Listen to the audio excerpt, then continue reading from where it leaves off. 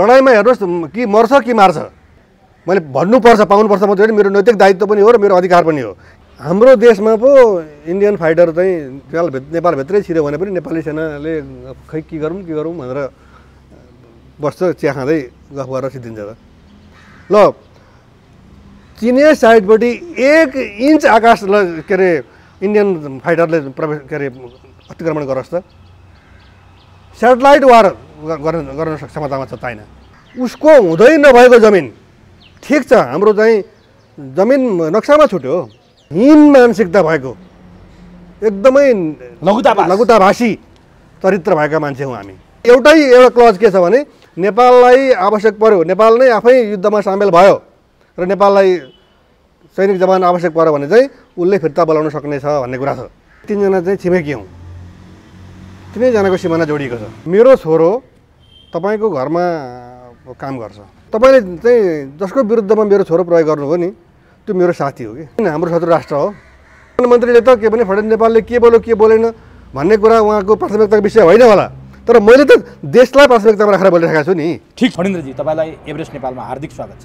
यहाँलाई धन्यवाद छ, नमस्कार।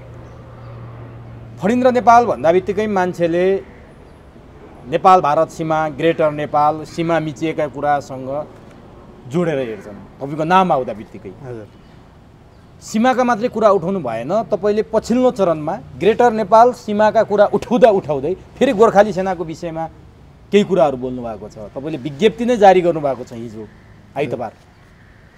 खासमा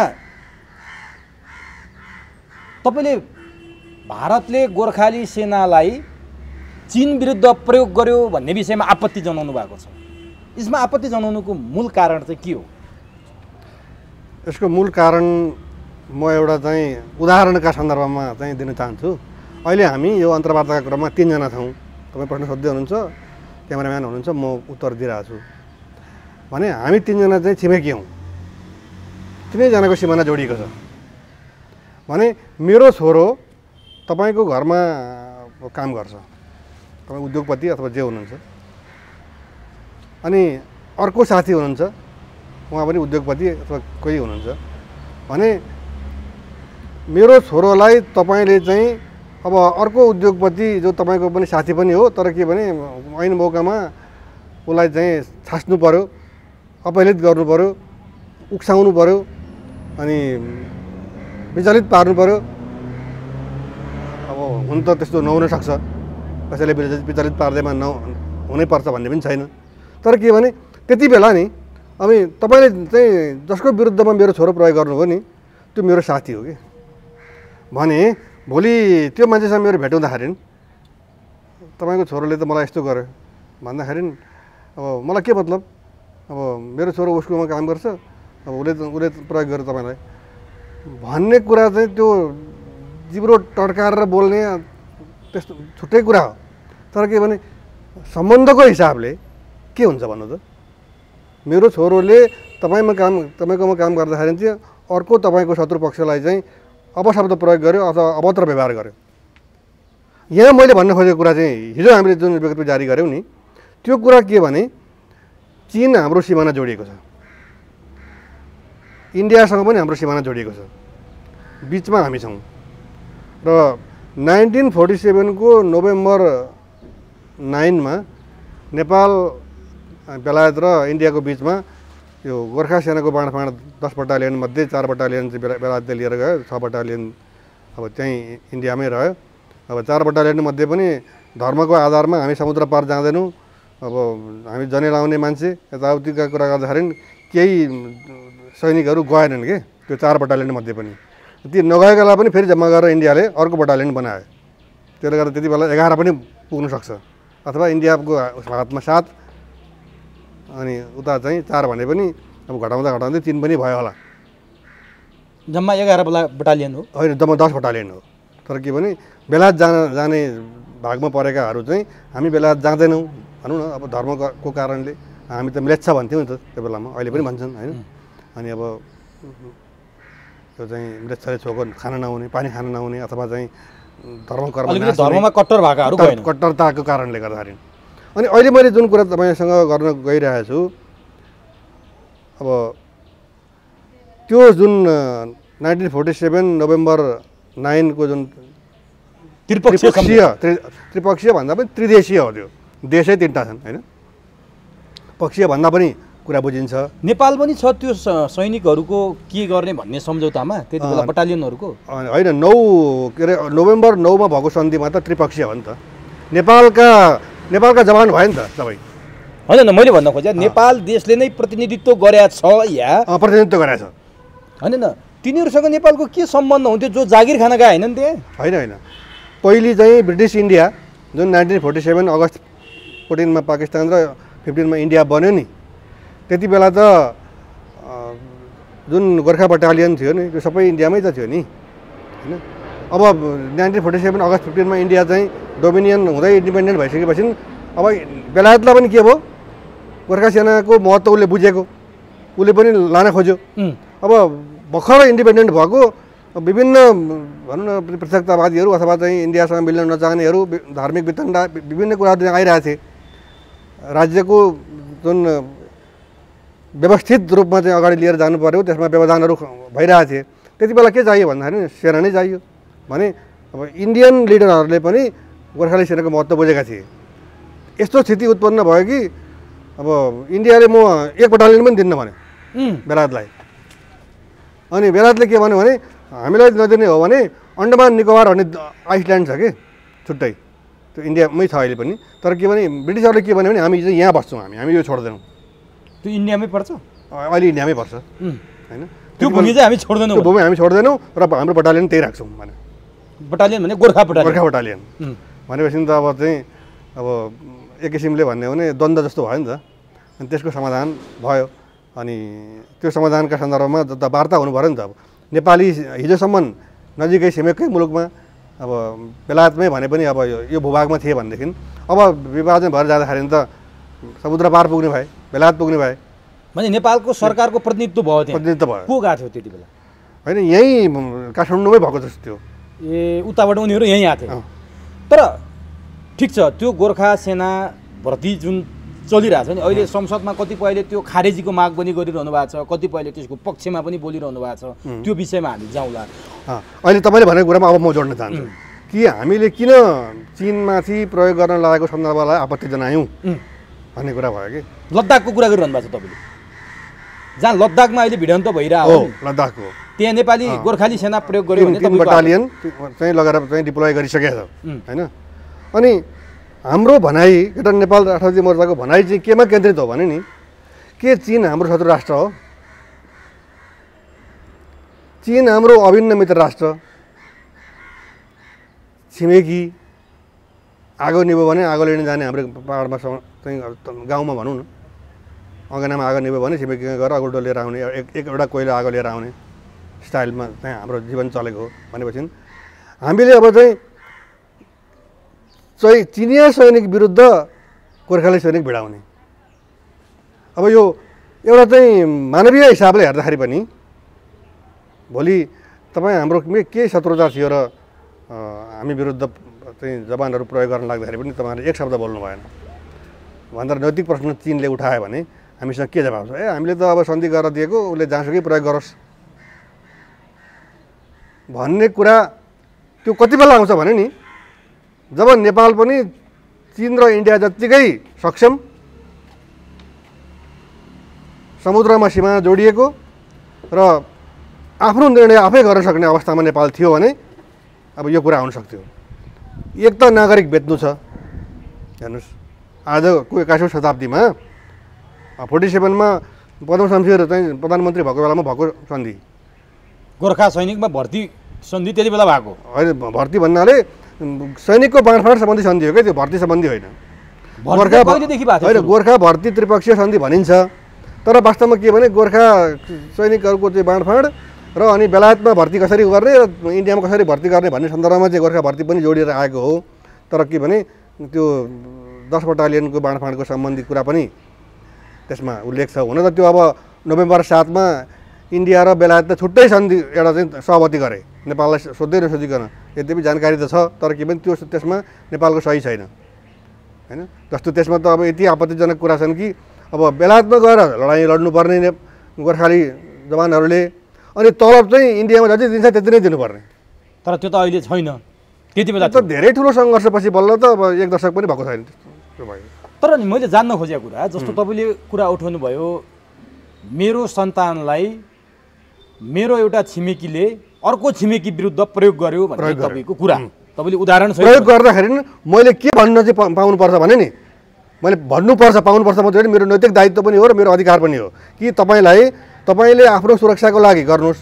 तपाईँमाथि कसैले आक्रमण गर्न आयो भने त्यति बेला व्यक्तिगत आफ्नो चाहिँ सुरक्षामा गर्नुहोस्, आन्तरिक व्यवस्थापनमा गर्नुहोस्। तर के भने मेरो छिमेकी विरुद्ध मेरो छोरालाई लिएर जानुभयो भने चाहिँ उसँगको सम्बन्ध पनि मेरो बिग्रिन्छ भन्न सक्नु पर्यो नि। तर हजुर यहाँबाट जागिर खान गएकाहरू, जागिरै त भनौँ नि, हजुर पैसाको लागि आफ्नो मजबुरीको लागि जागिर खान गएकाहरू त्यहाँको नुन खाइसकेपछि त्यहाँको सरकारको आदेश बमोजिम खटन पटनमा जानु बाध्यता त होला नि उनीहरू।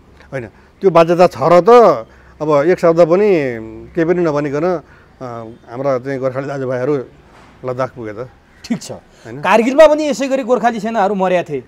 पाकिस्तान र भारतको लडाइँ हुँदा कारगिलमा थुप्रै गोर्खाली सेना मरे। त्यति बेला तपाईँ फर्केर जानुभयो भने तपाईँ श्रीलङ्कामा देख्नुहुन्छ 1200-1300 भन्दा 1400 जति मान्छेहरू गोर्खालीहरू मारिएका छन्। अनि त्यो बेला खोइ त नि तपाईँहरू बोले, त्यति बेला पाकिस्तान र नेपालको सम्बन्ध बिग्रिन्थेन? होइन, यो त के भने तपाईँले थाहा नपाउनु भएको मात्रै हो। हामी त विगत 15 वर्षदेखि यो गोर्खा भर्ती बन्द गरिनुपर्छ र पाकिस्तान पनि हाम्रो मित्र राष्ट्र हो, छिमेकी होइन। तर पाकिस्तानसँग हाम्रो शत्रुता के छ? छैन त। हाम्रा विद्यार्थीलाई स्कलरसिप दिएको छ, हाम्रो बिचमा चाहिँ दौत्य सम्बन्ध छ, व्यापारिक कारोबार छ। अनि जुन हाम्रा शत्रु राष्ट्र होइनन् नि, ती शत्रु राष्ट्र विरुद्ध हाम्रा मान्छेलाई प्रयोग गर्ने अनि के भने त्यो पनि फ्रन्ट लाइनमा। तर कुरा के भने तपाईँले भनेको कुरा म एउटा कुरा मान्छु कि त्यहाँ जागिर खान गइसकेपछि म त्यहाँ लड्दिनँ, म यहाँ लड्दिनँ भन्ने कुरा हुँदैन। तर कुरा अहिले चाहिँ के हो भने नि, हिजो त्यो ट्रिपाटाइट त्रिपक्षीय त्रिदेशीय सन्धि गर्दाखेरि यसरी सोचिएको थिएन होला होइन। अब बेलायतको पनि अब चाहिँ उपनिवेशहरू बाँकी नै थिए अनि उसलाई चाहिँ त्यहाँ व्यवस्थापन गर्नु थियो।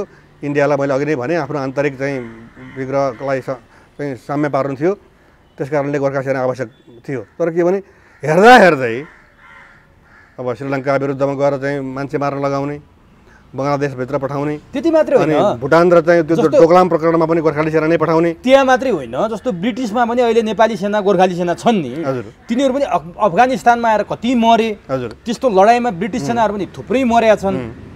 अब कुरो कहाँनिर रह्यो भने तपाईँले भनेको कुरा जायज छ, हाम्रा दाजुभाइ हाम्रा सन्ततिलाई हाम्रै छिमेकी विरुद्ध नलडौँ, ठिक छ। तर के गोर्खाली सेना मात्रै लद्दाखमा लडेको छ? भारतमा जन्मेका भारतीय नागरिक त्यहाँ लडेनन्? अस्ति मर्ने जति त धेरै भारतका थिए त, 20 जना त। होइन, त्यो द्विपक्षीय भिडन्तमा कसले भिडन्त गरेको? नेपालले हो। भिडन्त गर्न इन्डियन सेना गएको होइन। अनि भिडन्तमा त लडाइँमा हेर्नुहोस् कि मर्छ कि मार्छ, अथवा ट्याक्टिकल्ली अब चाहिँ लडाइँ गर्न सक्यो भने कहिलेकाहीँ अब चाहिँ मुखको भरमा पनि संवादको भरमा पनि समाधान हुन्छन्। होइन त, छानी गोर्खाली रेजिमेन्ट, हजुर, गोर्खाली बटालियनलाई लगेर मात्रै राखे हो कि त्यहाँ मिक्स छ भनेर मैले तपाईँसँग बुझ्नु। तपाईँले भन्न खोज्नुभएको अब विकास बटालियनमा अब केही तिब्बतबाट भागेर आएका टिबेटियनहरू समेतलाई पनि राखिएको छ भन्ने पनि सुनिन्छ। र अरू त अब 2टा जिआर त अब गोर्खा राइफल्स त चाहिँ छुट्टै बटालियनकै रूपमा नै गएका छन् होइन, किनभने त्यहाँ मिक्स हुँदैन। त्यो विकास बटालियनमा चाहिँ त्यस्तो किसिमको चाहिँ त्यो अब हिमाली क्षेत्रमा लडाइँ गर्न सक्ने, अब तिब्बतको भूभागको बारेमा जानकार त्यसलाई मिसाएर चाहिँ नेपाली पनि उत्तिकै बहादुर भन्ने अर्थमा भएको होला।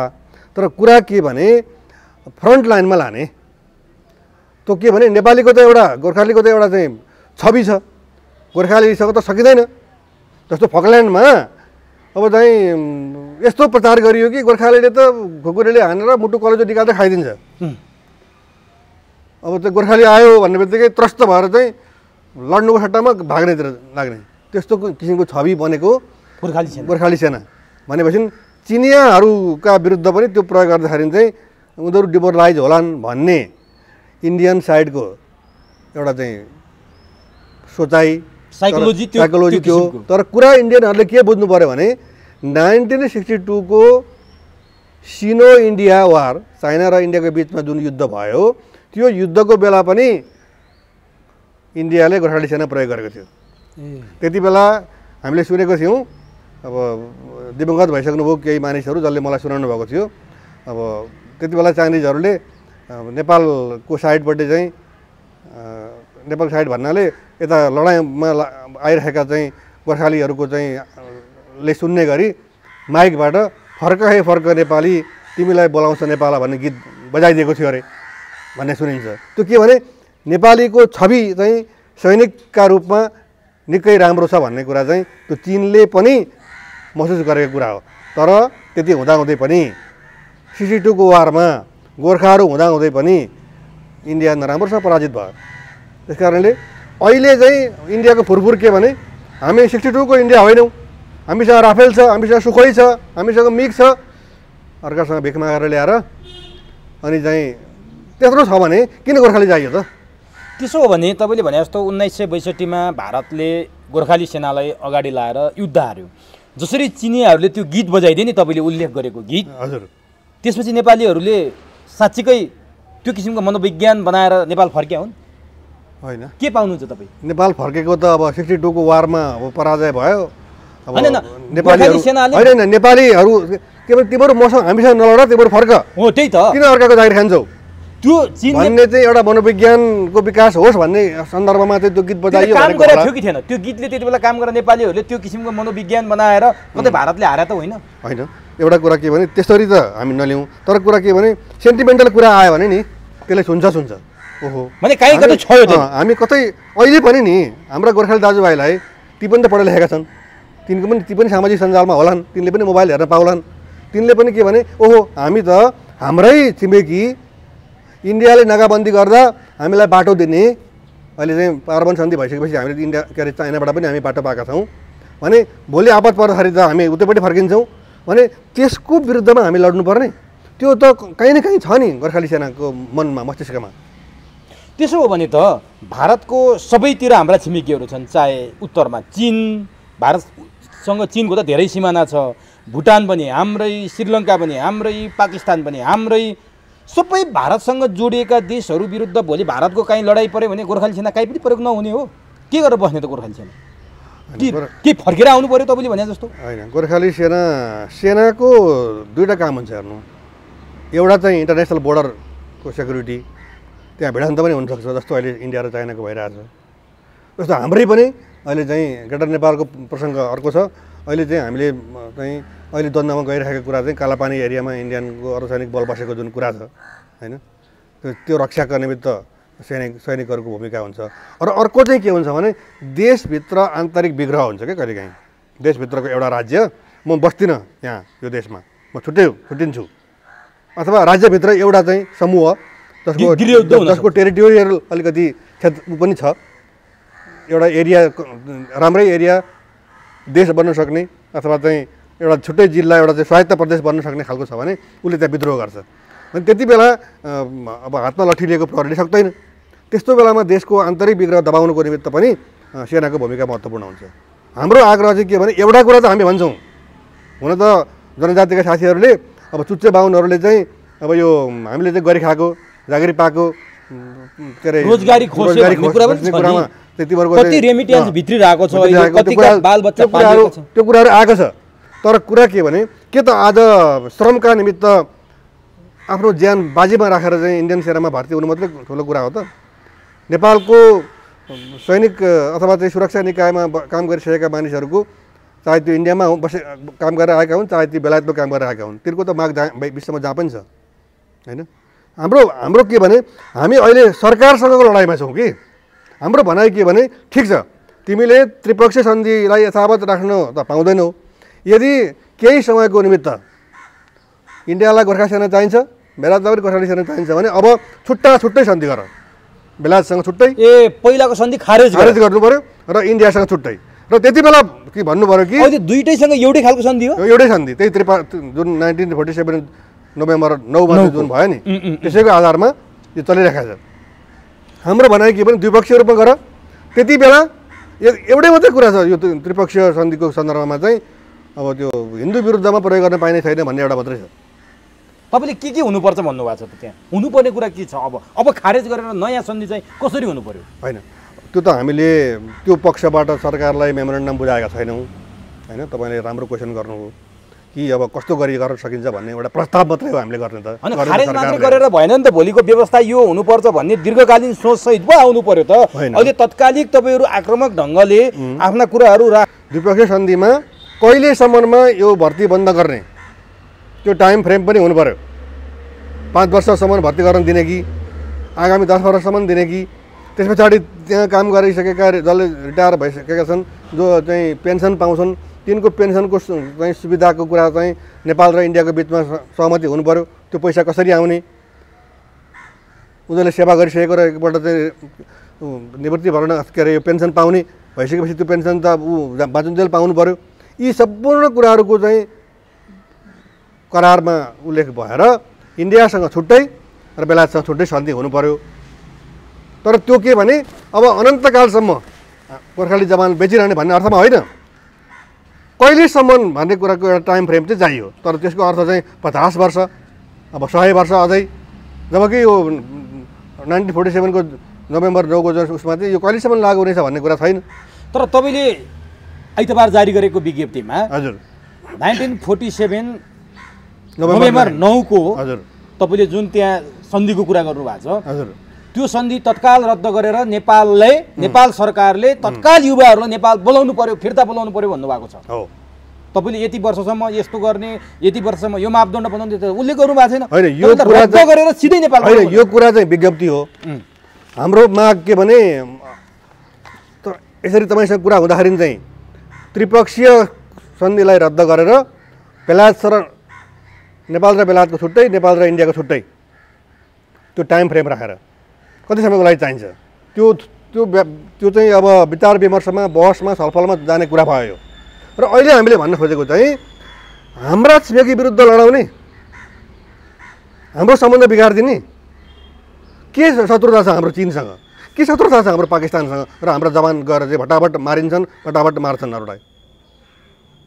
यो विषयमा चीनले नेपाल सरकारसँग कुनै औपचारिक कुराकानी गरेर पाउनु भएको छ तपाईँले? जानकारी मलाई अहिलेसम्म जानकारी छैन। अनि चीनलाई चाहिँ यो विषयमा सोध्ने फुर्सद छैन, नेपाललाई सरकारलाई यो विषयमा सोध्ने फुर्सद छैन। तपाईँ र म अभिन्न मित्र हुँ, तपाईँले मेरो विरुद्ध घात गर्नुभयो भने मैले तपाईँलाई प्रतिक्रिया नै व्यक्त गर्नुपर्छ भन्ने छैन। म भित्रभित्रै चोट खाएर बस्न पनि सक्छु, त्यो त मैले बुझ्नुपर्ने कुरा हो। तपाईँ जस्तो भित्रलाई म घात गर्छु भने नि त्यो मैले चाहिँ बेलुका सुत्ने बेलामा ओहो मैले त भयङ्कर गल्ती गरेँ भनेर मलाई रातभरि छटपट्टि भएर मलाई पश्चाताप भएर चाहिँ म तपाईँसँग माफी माग्न आउनुपर्ने परिस्थिति निर्माण हुनसक्छ कि। तर नि चीन र नेपालको सम्बन्ध अत्यन्तै निकट छ। हजुर, हिजो राजाको शासनकालमा त झन् नजिक सम्बन्ध थियो भन्ने हामी बुझ्छौँ। माओ सेतुङले पनि नेपालमा अब त्यो तपाईँसँगको विषय त होइन, राजतन्त्र आवश्यक छ भनेर भनेका कुराहरू काहीँ कतैमा पढिरहेको छु अहिले पनि। तर त्यो सम्बन्ध आज छैन चीनको। नेपालले नेपालका कुनै राजनीतिक दलप्रति त्यो हदसँग नजिक गएर चीनले विश्वास गरेको पाइन्न भन्ने कुरा हामी पाउँछौँ क्या। तर के छ भने नेपालमा पनि कम्युनिस्टको 2/3 निकट सरकार छ, चीन पनि कम्युनिस्ट देश। भारतले त्यो किसिमको हरकत गर्दा चीनले काहीँ कतै यो सरकारसँग कुरा गरेका छैन होला र त्यो विषयमा? हुनसक्छ, किन बाहिर आउन्न त? यो त गोप्यताको कुरा हो। तपाईँले काहीँ छनक पाएर यो कुरा बाहिर ल्याउनु भयो? के कुरा यो रद्द गर्नु पऱ्यो भन्ने कुरा होइन, बिल्कुलै होइन। हामीले त हेर्नुहोस् पटक पटक पाकिस्तानसँग भिडन्त भइरहेको छ नि, त्यहाँ हाम्रा मान्छेहरू मारिरहन्छन्, लास उतै जलाइन्छ, लास पनि ल्याउनु दिँदैन इन्डियाले चाहिँ होइन। भने हामी त्यति बेला पनि पाकिस्तानसँग भएको सन्दर्भमा पनि वक्तव्य जारी गरेको थियो, रद्द गर्नु पऱ्यो। पाकिस्तान हाम्रो मित्र राष्ट्र हो, पाकिस्तान विरुद्ध किन लडाउने, हामी किन पाकिस्तानसँग शत्रुता गर्ने। अनि एउटा कुरा नि यो इन्डियाको शत्रु नेपालको शत्रु अनि नेपालको शत्रु इन्डियाको शत्रु भनेर चाहिँ यो के रबर स्ट्याम्प गरेको कुरा हो? त्यसो हो भने तपाईँले जस्तो 1947 नोभेम्बर 9 को टिटी छ नि, जुन सम्झौता छ नि, त्यो सम्झौता अनुसार नेपाली युवालाई फिर्ता ल्याउने भनेर सरकारसँग माग गर्नुभएको छ, बोलाऊ भनेर माग गर्नुभएको छ। यो कतिको सम्भव छ? होइन सम्भव। तपाईँको छोरो कतै जागिर खाइरहेछ भने नि त्यहाँ टाइम बााउन्ड छ भने त 5 वर्ष चाहिँ जागिरबाट छोड्न पाइँदैन भनेको छ भने अब त्यहाँ के शर्त राखेको छ? छोडेको खण्डमा क्षतिपूर्ति दिनुपर्ने, अथवा छोडेको खण्डमा 1 महिनाको तलब नपाउने अथवा चाहिँ बिचैमा छोडेको खण्डमा चाहिँ अब यो पेन्सन नपाउने यस्ता कुरा हुन्छन् नि त। अनि अब अहिले मैले अघि तपाईँलाई भने यो त्रिपक्षीय सन्धिमा चाहिँ कहिलेसम्म लागु हुन्छ भन्ने त छैन। खालि एउटा क्लज के छ भने नेपाललाई आवश्यक पर्यो, नेपाल नै आफै युद्धमा सामेल भयो र नेपाललाई सैनिक जवान आवश्यक पर्यो भने चाहिँ उसले फिर्ता बोलाउन सक्ने छ भन्ने कुरा छ। यो बिन्दुबाट पनि हामीले हेऱ्यौँ भने हामी अहिले चाहिँ इन्डियासँग कालापानीमा युद्धको मानसिकतामा छौँ। हाम्रो देशमा उसको सेना आएर बसेको छ। त्यो पोइन्टलाई पनि समातेर हामी जान सक्छौँ। ठिक छ, त्यो म आउँछु त्यो विषयमा। मैले जान्न खोजेको कुरो जस्तो त्यति बेला भएको सन्धि सम्झौता, हजुर, बेलायत र भारत पनि त हाम्रा छिमेकी हुन् नि। एउटा छिमेकीलाई खुसी पार्ने नाउँमा अरू दुईवटा छिमेकी चिडिए भने हजुर त्यो हाम्रो घाटा हुँदैन? तपाईँ अझ प्रश्न गर्नुहोस् यो प्रश्नलाई। मैले भन्न खोजेँ तपाईँले सरकार मार्फत भारतमा भएका नेपाली गोर्खा सेना, ब्रिटिसमा भएका गोर्खा सेनालाई सर्लक्कै फिर्ता ल्याउँछु भनेर नेपाल सरकारले भनियो भने तपाईँको माग त त्यही छ नि। त्यति बेला नेपाल भारत सम्बन्ध बिग्रिँदैन? नेपाल बेलायत सम्बन्ध बिग्रिँदैन? कसरी बिग्रिन्छ? हाम्रो जवान, हाम्रा मान्छे, हाम्रा नागरिक अब हामी तपाईँको तिम्रो सेनामा लगेर हामी मार्दैनौँ, तिम्रो सेनामा जागिर खाँदैनन्। अनि एकतर्फी गर्न सक्छ नेपालले भनेको त्यो सन्धि सम्झौता त उनीहरूले पनि मान्न पर्ला नि। 100% सक्छ। त्यो आधार छ, त्यो आधार छ। आफ्नो नागरिकलाई नि मैले तपाईँलाई भने नि त, त्यहाँ कुनै शर्तनामाहरू छन् भने पर्खिनु पऱ्यो केही समय। हो त्यही भन्न खोजेँ, के छ कि छैन त्यो शर्तनामा? त्यो शर्तनामा छैन। खालि के छ भने रिक्रुटमेन्ट गर्ने, नेपालमा बेलायतीहरूले चाहिँ नेपालमै आएर चाहिँ मान्छेहरू जवानहरू छानेर लिएर जान पाउने त्यो प्रावधान छ। यहाँ मारामार छ, जागिर खानलाई मान्छेहरू कति फाल्ले भनेर कति सुसाइड गर्छन्, डिप्रेसनमा परेका छन्। गोर्खा सेना हुन पाएन, ब्रिटिस सेना हुन पाएन, त्यत्रो आम्दानीको स्रोत पाइएन। कतिपय ठाउँमा त लाउरे भएन भने छोरी नदिने अवस्था छ नेपालमा। संस्कृतिका कुरा पनि छन् नि त फणेन्द्रजी। हजुर छन्। के गर्ने त त्यो एउटा चाहिँ मानवीय पक्ष भन्ने कि त्यो एउटा चाहिँ जागिरको आकर्षणको कुरा भयो कि।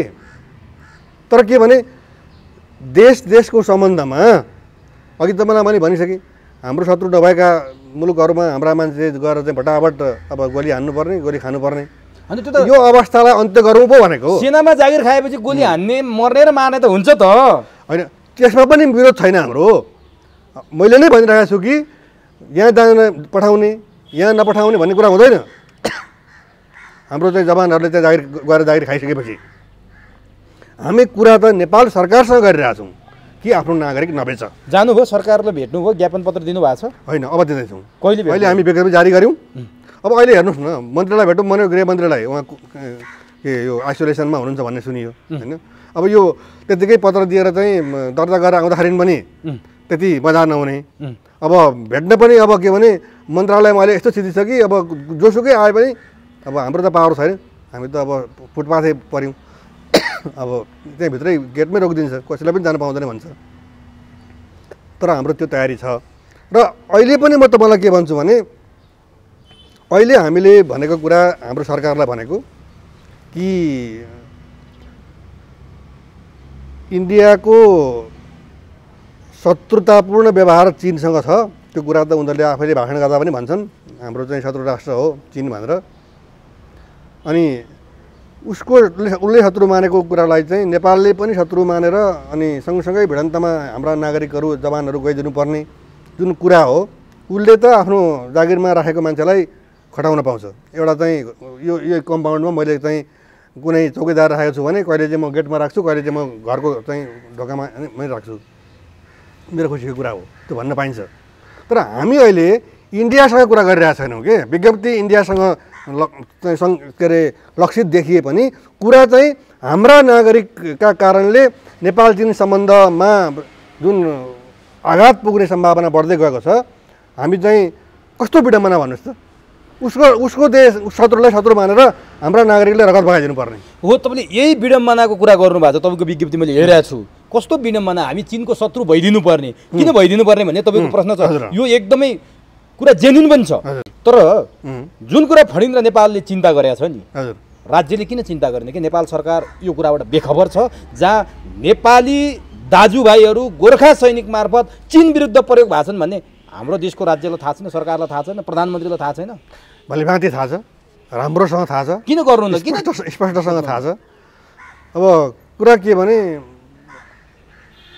नेपाल र इन्डियाको सम्बन्धका सन्दर्भमा नि हामी कहिलेकाहीँ तपाईँसँग पनि एकपल्ट कुरा भएको छ, कालापानीमा उनीहरूको अर्धसैनिक बल बसिएको छ अनि 70,000 त हाम्रा जवानहरू इन्डियन गोर्खा सेनामा छन् होइन।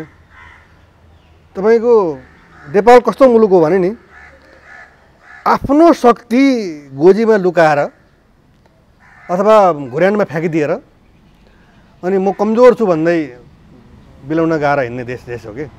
हामीसँग पानी छ, हामीले अन्तर्राष्ट्रिय कानुनको हिसाबमा जाने भने हामीले जुन पानी इन्डियालाई दिइरहेका छौँ त्यो पानीको मूल्य इन्डियाले तिर्नुपर्छ।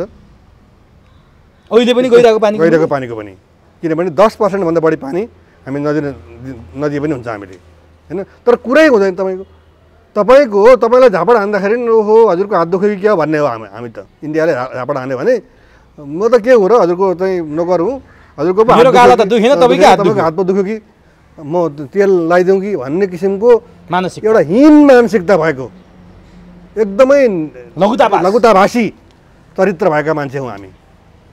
त्यही भएर आज यस्तो हेपाप प्रवृत्ति गरे हो भारतले।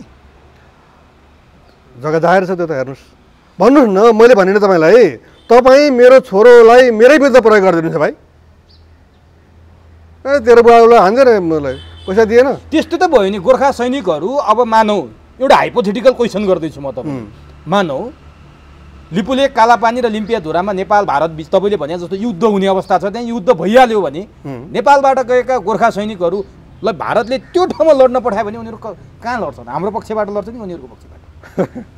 मलाई आज हाँस पनि उठाएको छ है। हाँस चाहिँ किनभने यो मैले एकपल्ट अन्तर्वार्तामा भनिसकेँ, मलाई पनि एकजना चाहिँ विश्वसनीय मान्छेले सुनाएको। उहाँले मलाई के सुनाउनु भएको थियो भने गोर्खाली सेनालाई सोधियो, अरे तिमीहरू चाहिँ अब नेपालबाट आएका छौ, भोलि संयोगवश नेपालसँगै लडाइँ पऱ्यो, तिमीहरू त इन्डियाको सैनिकका रूपमा छौ, के गर्छौ भनेर चाहिँ कुनै जर्नललाई शङ्का लाग्यो। सोद्धाखेरि अनि गोर्खालीहरूमध्ये अब कुनै सबैले एकैचोटि बोल्ने कुरा हुँदैन। एकजना जुन अब व्यक्तिले भन्यो सैनिकले कि हामी इन्डियाको नुन खाएका छौँ, हामी चाहिँ एक गोली नेपालतिरै हान्छौँ नुन खाएको हुनाले। त्यस पछाडि अर्को गोली हामी आकाशतिर हाल्छौँ। अब आकाशतिर हालेको अर्थ चाहिँ के भने अब हामी केही गर्दैछौँ भनेको। त्यो गर्दैछु भनेको चाहिँ के हो भने अब बाँकी सबै गोली हामी इन्डियातिर फर्काउँछौँ। अब यो हो होइन थाहा छैन, तर के भने जेसुकै भए पनि ऊ नेपाली हो नि त। उसकी आमा त यहाँ काम गर्छ नि त। इन्डियाले नाकाबन्दी लगाउँदाखेरि नि ग्यास त उनकी आमाले पाएन नि त, नुन तेल पनि पाएनन्, तर ऊ चाहिँ इन्डियाको रक्षा गर्ने त लड्दै थियो इन्डियामा। यो भिडियोमा तपाईँले सोध्नुभएको छ नि, 70,000 गोर्खा जवानका 70,000 परिवार छन् त। बुवा आमाको कुरा गर्ने भने आफ्नो श्रीमतीको कुरा छोडौँ, कोही त अविवाहित पनि होलान्। 70,000 चाहिँ अब एउटा परिवारमा बुवा आमा मात्रै गर्ने हो भने पनि 70,000 दुनी अब चाहिँ 1,40,000, फेरि अर्को 70,000 थप्नु पऱ्यो, 2,10,000 गर्दाखेरि त झन्डै चाहिँ कति लाख चाहिँ मान्छे त त्यो नाकाबन्दीबाट चाहिँ पीडित भयो त। त्यो पक्षबाट चाहिँ गोर्खालीहरूले सोध्छन् नि कहिलेकाहीँ त। त्यो बेला पनि कुरा उनीहरूको मन त नेपालमै छ नि, नेपालमै नेपाली नै हुन्। के आह्वान गर्नुहुन्छ त उनीहरूलाई तपाईँ? अब सीमा एउटा कुरा के भने म उत्तेजनामा आएर गोर्खाली जवानहरूलाई तिमीहरू चाहिँ हतियार बिसाएर तिमीहरू फर्क भनेर ग्रेटर नेपाल राष्ट्रवादी मोर्चाको अध्यक्षको हैसियतले फणिन्द्र नेपालले त्यो कुरा गर्दैन। तर म त मेरो सरकारलाई भनिरहेको छु, सरकार सुन्दैन त, कानमा तेल हालेर बसेको छ। तपाईँले त ग्रेटर नेपालको कुरा उठाएको त आजदेखि होइन त, यत्रो वर्ष भइसक्यो, 60 वर्षदेखिको विवाद। तर चाहिँ ग्रेटर नेपालको कुरा त सायद तपाईँ पत्रकार, अब तपाईँलाई म भन्छु, तपाईँ म कहाँ 2-3 पल्ट इन्टरभ्यू लिन आइसक्नुभयो। ग्रेटर नेपालको एउटा चाहिँ अभियन्ताको के भनाइ छ भनेर बुझ्नको निम्ति त आउनुभएको हो नि। तर मैले भने नि तपाईँले ग्रेटर नेपालको कुरा उठाइदिनु भयो र आज लिपुलेक कालापानीसम्मको नक्सा जारी भएको छ। म पटक पटक तपाईँसँग के अन्तर्वार्तामा भनेको छु होइन। अब मैले भन्न खोजेको कुरा तपाईँले उठाउनुहुन्छ, पानी भारतले 10% पानीको पैसा तिर्नुपर्छ भनेर पनि तपाईँ भनिरहनु भएको छ। सोद्धा यी कुरा एकदमै नेपालीको भलभलती रगत उम्लिने खालको काम भारतले गरिरहेछ त्यो पक्षमा तपाईँ बोलिरहनु भएको छ। तर अहिले जुन विषय उठाउनु भएको छ, जुन इस्यु उठाउनु भएको छ, त्यो जेन्युन छ, कुरा गर्दै जाँदा वास्तविक छ। नेपाल भारतको युद्ध भए गोर्खाली सेना नेपाल फर्किनुपर्ने अवस्था छ। अब तपाईँले जुन कुरा उठाउनु भएको छ, अर्को कुरा चीनसँगको यो कुरालाई बेलैमा नेपाल सरकारले सम्बोधन गर्न सकेन भने अवस्था भयावह हुनसक्छ भन्नुभएको छ नि त तपाईँले। के हो त्यो? त्यो के भने मैले भन्न खोजेको कुरा चाहिँ मनोवैज्ञानिक कुरा र आन्तरिक सम्बन्धको कुरा हो कि। आन्तरिक सम्बन्ध भन्दा पनि चीन र नेपालको जुन सम्बन्ध हो नि, मित्रतापूर्ण सम्बन्ध, त्यो मित्रतापूर्ण सम्बन्ध अब भोलि यस्तो पनि हुनसक्छ। अब हामी चाहिँ मलाई त 100% विश्वास छ गोर्खाली सेना प्रयोग गरे तापनि सम्भावित युद्धमा हार्ने इन्डिया नै हो होइन। तर के भने हाम्रो निधारमा एउटा कलङ्क के लाग्छ भने मित्रघात गर्न लागेका मान्छेहरूलाई, जवानहरूलाई नेपालले चाहिँ हाम्रो मित्र राष्ट्र विरुद्ध प्रयोग नगर्नुहोस्, तपाईँ आफ्नो आन्तरिक विग्रह हुँदाखेरि प्रयोग गर्नुहोस्, तर चाहिँ चीन विरुद्ध प्रयोग नगर्नुहोस्। नेपालले त्यो कुरा भन्नुपर्छ भन्ने कुरामा चाहिँ म केन्द्रित छु। के अरे त्यो कुरा चाहिँ चीनको मनमा त छ नि त। भोलि उसले युद्ध जित्ने कुरा त 100%, यसमा चाहिँ म दुविधामै छैन। म प्रो चाइनिज भएर बोलेको पनि होइन, म एन्टी चाइनिज भएर चाहिँ चीन विरुद्ध के अरे इन्डिया विरुद्धको कुरा गरेको पनि होइन। त्यो रियालिटीको कुरा हो। अमेरिका आज चाहिँ चीनको सैनिक रणनीति र सैनिक क्षमताप्रति चाहिँ आँखा हेरेर हेरिरहेछ, ओहो कहाँ पुगिसकेछ भनेर हेरिरहेछ भने त्यो मगन्ते इन्डियाले चाहिँ राफेल ल्याउँदैमा, सुखै छ भन्दैमा, उसँग मिग छ भन्दैमा चाहिँ अब चाइना डराउनु पर्ने कुरा केही पनि छैन।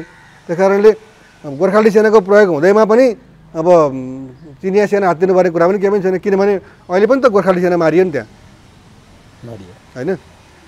अनि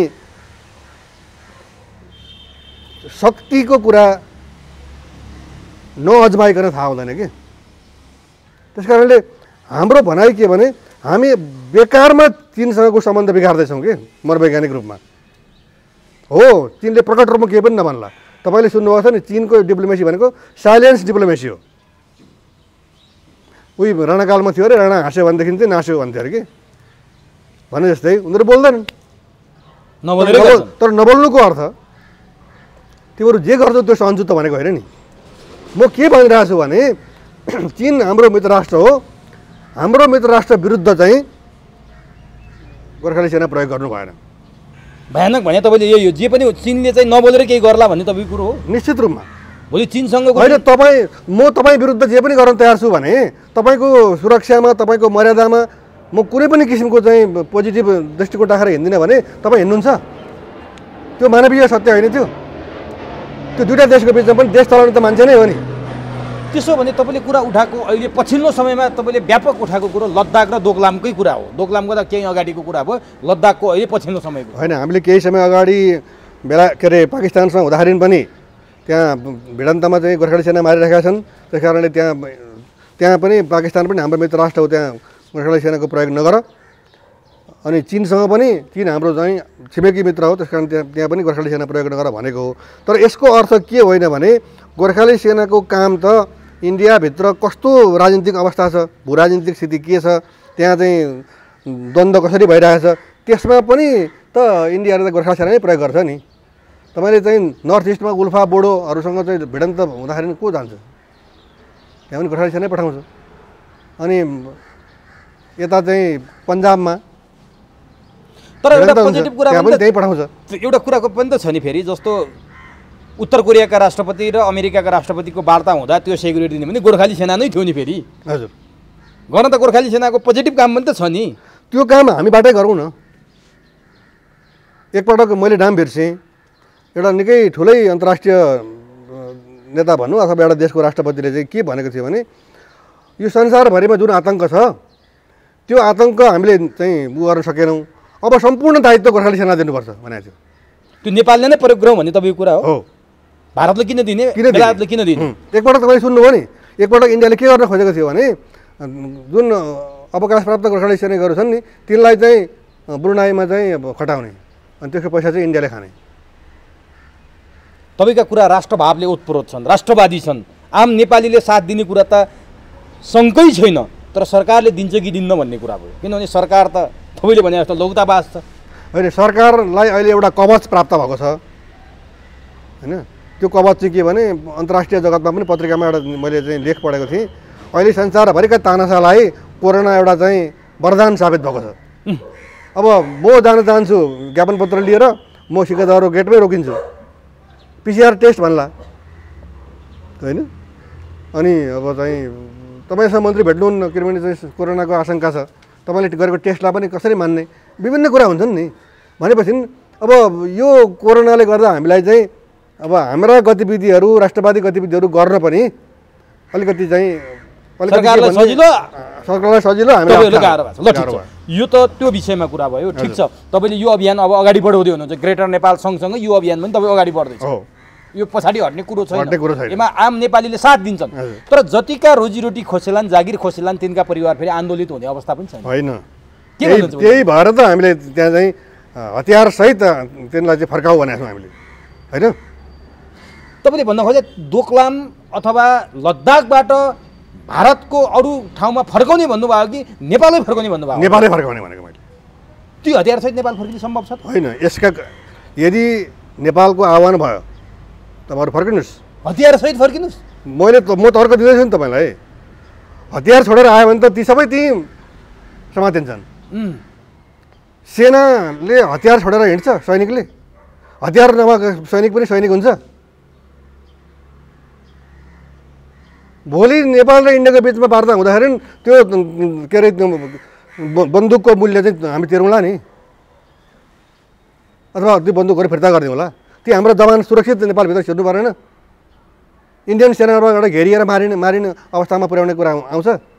त्यस कारणले मैले हतियारसहित फर्काउनुपर्छ भनेको। त्यो त फेरि तिनी इन्डियासँग लड्नुपर्ने अवस्था होला नि त, छेक्दा रोक्दा। अनि के त गोर्खालीसँग के डर छ? जसले इन्डियालाई बचाइदिएको छ तिनै विरुद्ध को लड्न आउँदो रहेछ हामी पनि हेर्छौँ नि। अलि उत्तेजनामा ल्याउने काम भयो कि? होइन, उत्तेजनामा होइन। मैले भन्न खोजेको, मैले अघि पनि तपाईँलाई भने, इन्डियासँग हामी कुरा गरिरहेका छैनौँ। हिजोको वक्तव्य इन्डियातिर लक्षित होइन। हाम्रो माग के हो भने नेपाल सरकारले हाम्रा छिमेकी विरुद्ध गोर्खाली सेनाको प्रयोगलाई रोक्नु पर्यो। त्यो रोक्नुको निमित्त त्रिपक्षीय गोर्खा भर्ती सम्झौतालाई रद्द गर्नु पर्यो र आवश्यक पर्छ भने अब त्यो हामीले हिजो त्योसम्म ठिक छ कि हतियारसहित नेपाल आउनु पर्यो भन्नुभयो नि तपाईँले, उनीहरू त्यो सम्भव होला त? नेपाल आउनु पर्यो होइन, नेपाल सरकारलाई बोलाऊ, नेपाल सरकारले आफ्ना जवानहरूलाई त्यो फर्क भन्नु पर्यो भनेर भनेको छौँ हामीले। निशस्त्र कि हतियारसहित भने? हतियारसहित। त्यो सम्भव होला? 70,000 सम्भव असम्भव भन्ने कुरा त घटनापछि थाहा हुन्छ। हेर्नुहोस्, 70,000ले हतियार बोकेर आएपछि के सम्भव छैन? कसले समाउँछ, कसले सुन्छ? अनि हतियारसहित भारतीय सेना नेपालको बोर्डर क्रस गरेर नेपाली हुन आउन सम्भव छ त? होइन, 70,000 उनका सेना हुन्, ती त हाम्रा जवान हुन् त। होइन, जवान हाम्रै हुन्, हतियार त भारतको होला। अनि भारतको हो त, अनि त्यो हतियारको मैले तपाईँलाई भनिसकेँ, हतियार लिएर आइसकेपछि ती नेपाल सरहदभित्र छिरे, हतियार चाहिँ तीबाट फर्काइदियो भने उता फ्याँकिदियो पनि। यो कुरा तपाईँले गर्दा सुन्ला नि त नेपालका प्रधानमन्त्रीले? होइन, प्रधानमन्त्रीले सुन्ने नसुन्ने कुरा आफ्नो ठाउँमा छ। पढिदिने नेपालले केपी शर्मा ओलीले सुन्छन् कि सुन्दैनन् भनेर बोलेको होइन नि त। अहिले म त तपाईँले मेरा चाहिँ श्रोताहरूलाई, नेपाली नागरिकहरूलाई, विश्वमा रहेका छरिएर रहेका नेपालीहरूलाई मेरो भनाइ तपाईँले लैजाँदै हुनुहुन्छ नि त।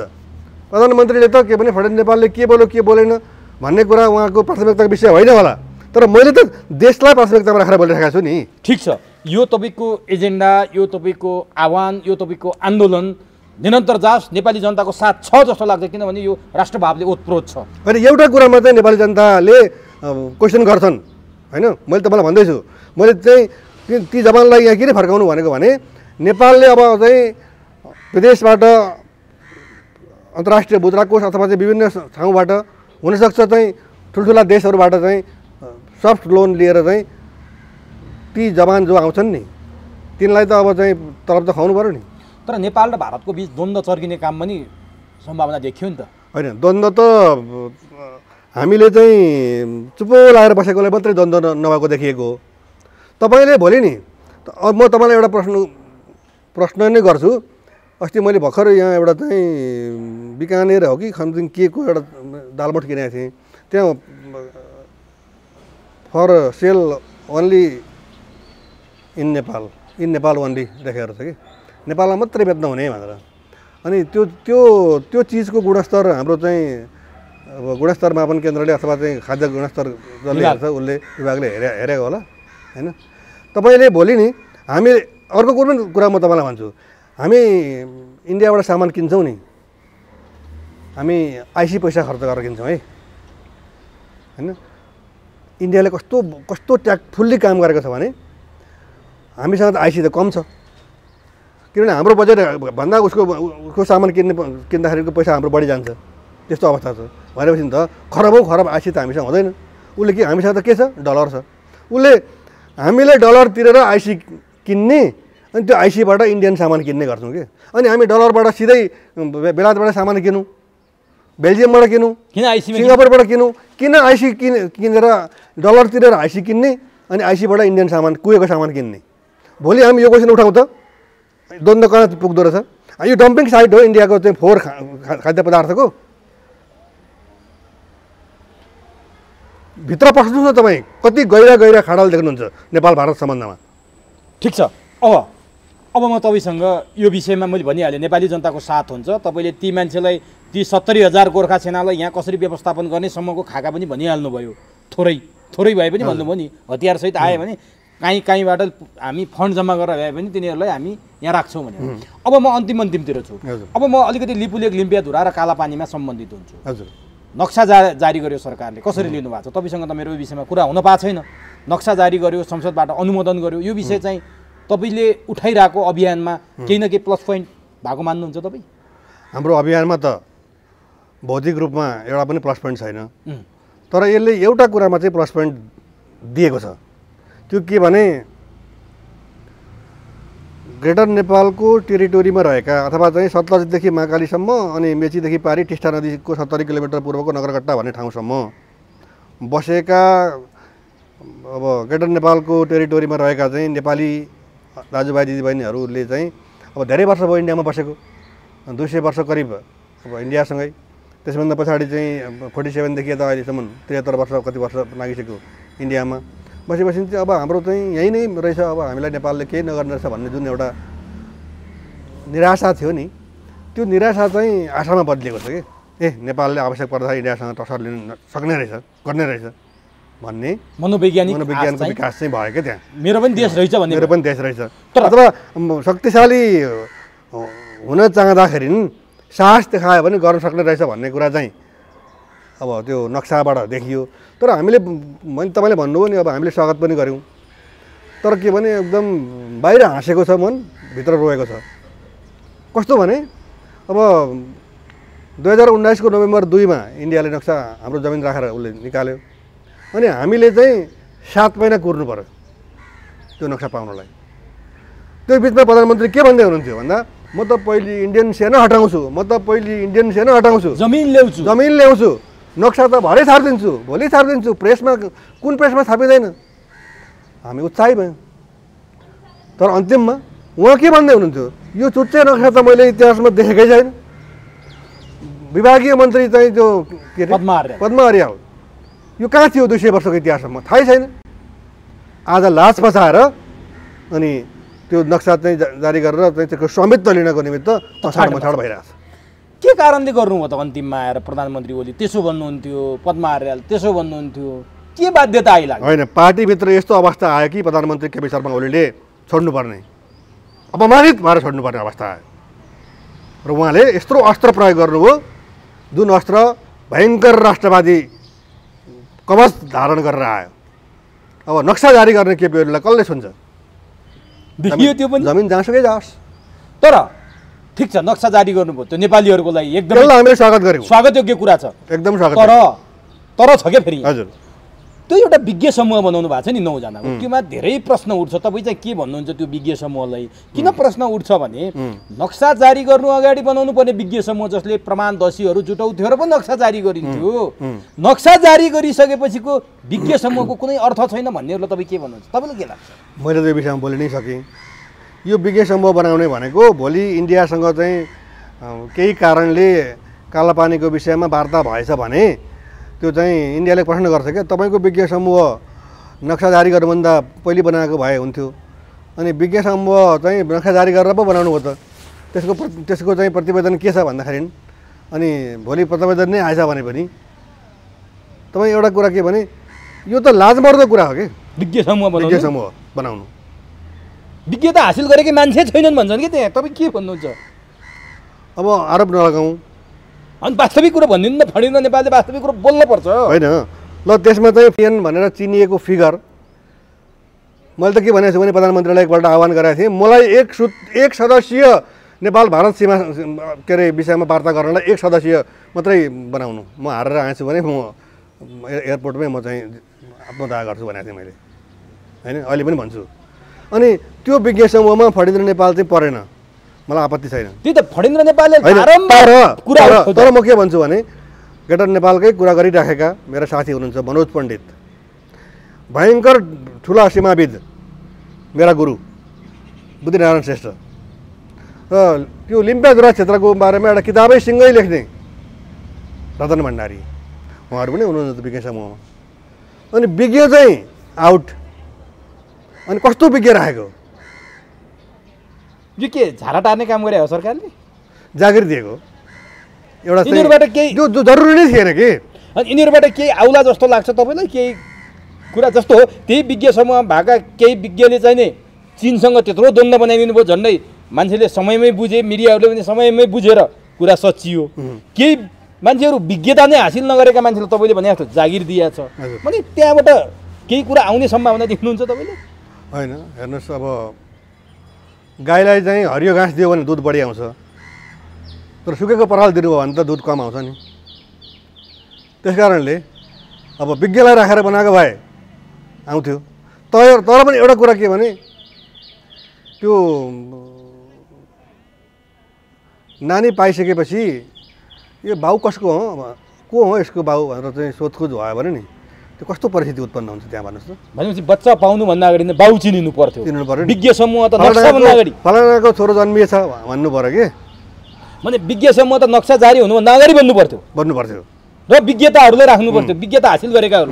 तपाईँको प्रश्न यहाँनिर अब विज्ञ समूहले त केही दिन यता अलिकति काम गर्न नसक्ने जस्तो कुराहरू पनि सार्वजनिक गरिरहेछ। होइन, मैले अस्ति पढेँ, अब त्यो अथेन्टिक हो कि होइन थाहा भएन। मैले चाहिँ के पढ्न पाएँ भने यो विज्ञ समूह चाहिँ स्थलगत रूपमा अध्ययन गर्नुको निमित्त लिम्पियाधुरा लिपुलेकतिर नजाने, जान पनि नसक्ने अवस्था रहेछ नि त त्यहाँ त। अनि किन? सुरक्षाकर्मीले, भारतीय सुरक्षाकर्मीले छिर्नै दिएको छैन। अहिले पछिल्लो चरणमा गस्ती बढाएको छ, सैनिक फौजै बढाएको छ, झन्झन कडा हुँदै गएको छ। अनि नक्सा सार्वजनिक गर्नुको अर्थ के भयो? जबकि नक्सा सार्वजनिक गरेको नि धेरै समय हुन लागिसक्यो, त्यो भूमिमा नेपाली छिर्न पाएको छैनन्, जमिन ल्याउने त उल्टो नछिर्यो भनेर चाहिँ खबरदार भनेर दार्चुलाको चाहिँ डेपुटी मजिस्ट्रेटले चाहिँ हाम्रो सिडिओलाई, त्यहाँको दार्चुलाको सिडिओलाई पत्र पठायो। अनि होइन, त्यो पत्र त सिधै केपीओलीलाई पठाएको हो नि, पठाउन पो दार्चुलाको सिडिओलाई पठाएको हो। भनेपछि नक्सा जारी गर्नुको हामी चाहिँ 12 हात उफ्रिनुको पछाडिको कारण, त्यसको रहस्य के छ त? मजा के छ त? त्यो चाहिँ रहस्य भन्दा पनि त्यो हाम्रो राष्ट्रियतासँग जोडिएको कुरा हो।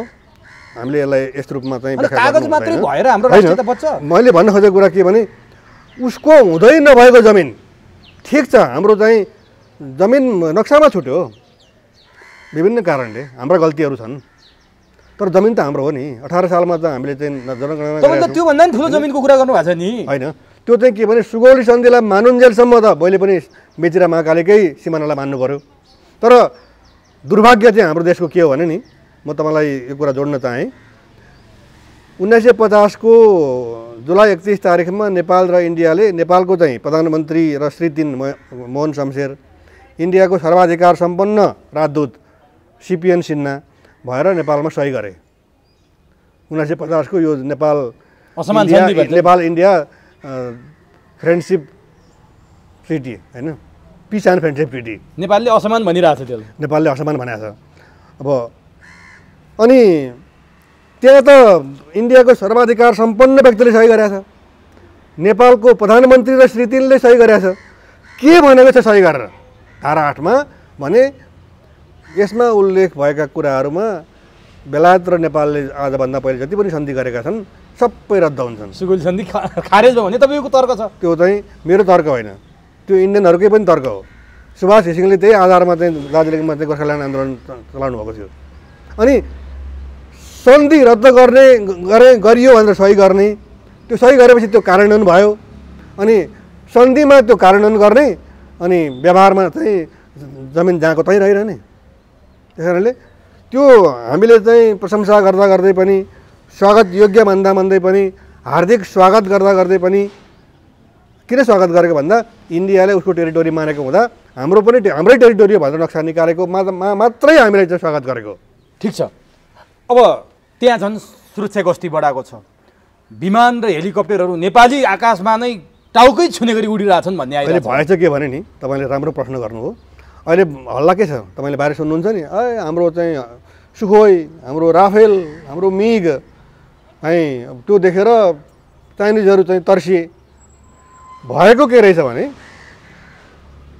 हाम्रो देशमा पो इन्डियन फाइटर चाहिँ नेपालभित्रै छिर्यो भने पनि नेपाली सेनाले खै के गरौँ भनेर बस्छ, चिया खाँदै गफ गरेर सिद्धिन्छ त। ल चिनिया साइडपट्टि 1 इन्च आकाशलाई के अरे इन्डियन फाइटरले प्रवेश के अरे अतिक्रमण गरोस् त, सेटेलाइट वार गर्न क्षमतामा छ चाइना।